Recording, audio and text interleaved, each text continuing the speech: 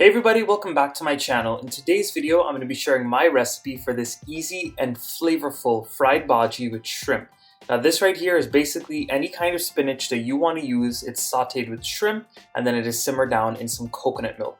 It has such a nice flavor and it's perfect with some oil roti or some rice and some dal. In my heavy bottom pot, I'm going to go ahead and add in some oil. I'm using vegetable oil today, but you can use whatever oil of your choice. Once that oil is hot, you're going to go ahead and add in your shrimp. This is a couple of shrimp that I went ahead and cut up very small and I went ahead and washed it very well. I'm going to go ahead and saute these just until some of that water releases and until they brown a little bit. I'm going in with just a little bit of green seasoning. I'm not seasoning the shrimp heavily right now because all of the flavorings are going to be in the bhajee when I make it a little bit later.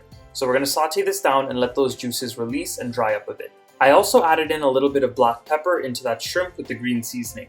At this point, my shrimp has dried up pretty well. I'm going to go ahead and remove it from the heat and I'm going to put them in a bowl and set them aside.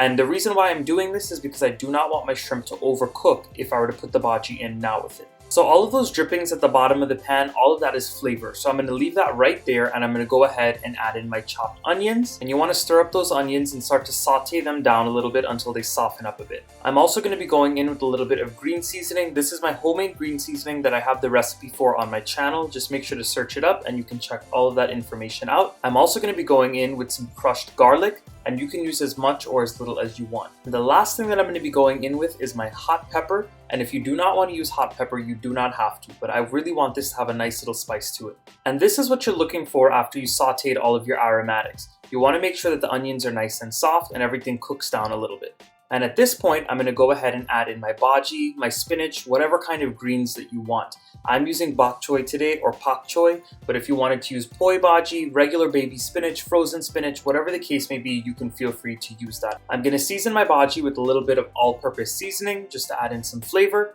I'm also going to go in with some black pepper, and I'm also going to be going in with a little bit of salt. Now, if you wanted to add in any other seasonings that fit your taste, feel free to do that, but I'm going very simple today.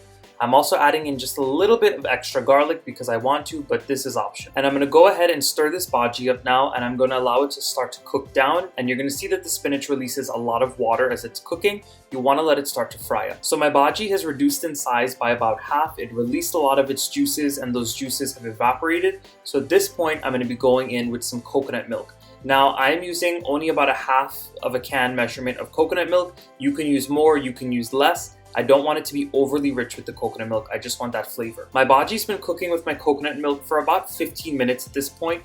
As you all can see, it still has a little bit of liquid at the bottom, but it's going to dry up because I'm going to cook it for about 5 more minutes. But before I let it cook till the final product, I want to go ahead and add in my shrimp that I had browned off before. And now I'm going to stir it up. I'm going to let it cook down and it will be ready to serve. This right here is my final bhajee and shrimp.